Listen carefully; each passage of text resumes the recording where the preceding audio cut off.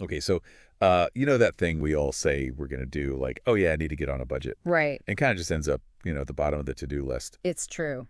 So today we are going to deep dive into budgeting, Yeah. using the Money Matters podcast as a resource. I think a lot of people kind of view budgeting as this restrictive thing, like, ugh, I have to stick to this budget. Right. When really, I think the Money Matters podcast does a good job of kind of reframing that Yeah. into something more positive, like you're in control. I like that. So they break it down into 6 steps. They do. And the first one is kind of a no-brainer, knowing your income. Yeah, you got to know what you've got to work with, right? Right. They use the example of someone who makes $2,500 a month from their job. Yep. But then they also have a side hustle. Uh-huh. So they're making like an extra $200 a month. Got it. So then that brings their total, their net income, up to $2,700 a month. And so that's after taxes. Right. So it's what you're actually taking home. Exactly. And they suggest like looking at your pay stubs and Yeah. your bank statements. Make sure those numbers are accurate. Yeah. Because how can you even begin if you don't even know what you have to work with? Exactly. Okay, so now we get to the fun part, I think. Yeah. Tracking your expenses. Yes.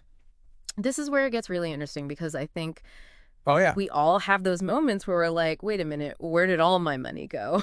It's like the end of the day, and you're like, oh, I only have like $20 left in my wallet. Yeah. You're like, but I just went to the ATM yesterday. Exactly. Like, where did it go? And they point out, like, even if you're spending like $3 on coffee every day, Yeah, that adds up to $90 a month, that's a lot. which is a lot. Yeah. Yeah. Like, I think a lot of us would be surprised if we actually tracked where our money goes. Oh, absolutely. Yeah. I'm sure there are things that I spend money on that I don't even realize. Yeah. And the thing is, it's not about like shaming yourself for your spending habits. Yeah. It's about just being aware of it. Becoming aware. Right. Okay, so once you're tracking everything, Uh-huh. they say, step 3, categorize everything. Yes. So this is where you make sense of your spending. Exactly. Yeah. They talk about dividing things into essentials, which are your needs, Okay. like rent, utilities, X-rays, yeah. yeah, all that good stuff, transportation. And then you've got your non-essentials, Uh-huh. the more fun stuff like eating out, entertainment. Right. So you can kind of see like, okay, where's the bulk of my money actually going? Exactly. Okay, I like that. Yeah.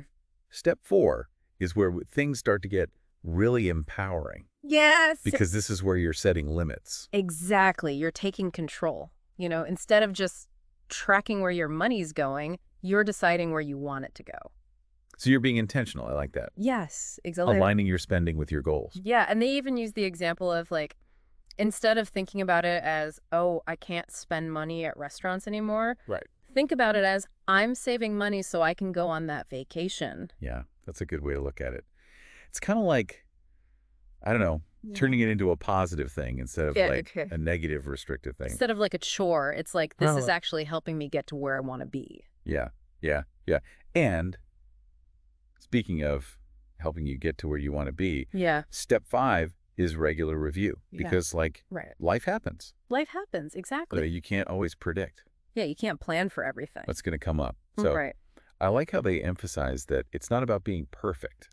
Yeah. It's just about like Adjusting, being playing. adjusting and being like, okay, well, that didn't work out this month, Right. but, figuring out how to like make it work. And giving yourself grace, you know? Yeah, yeah, exactly. Not beating yourself up if you go over in a certain category one month. Right, Just like, why did that happen? right. What can I do differently next time? Exactly. Yeah. Exactly. Okay, so for people who like a little bit more structure, they do have, they talk about the 50-30-20 rule, Yes. which I've definitely heard of before. Yes. And this is just kind of like a guideline, right? Yeah, it's a good starting point, Okay. you know, especially if you're new to budgeting and you're like, I don't even know where to start. Yeah. This is a good kind of framework. So that's like 50% of your income on needs. Correct. 30% on wants and then 20% towards savings and debt repayment. Okay. And are those like set in stone Mhm. or is there any wiggle room with those percentages? That's a great question Yeah. because I think it's really easy to get caught up in the numbers. Right.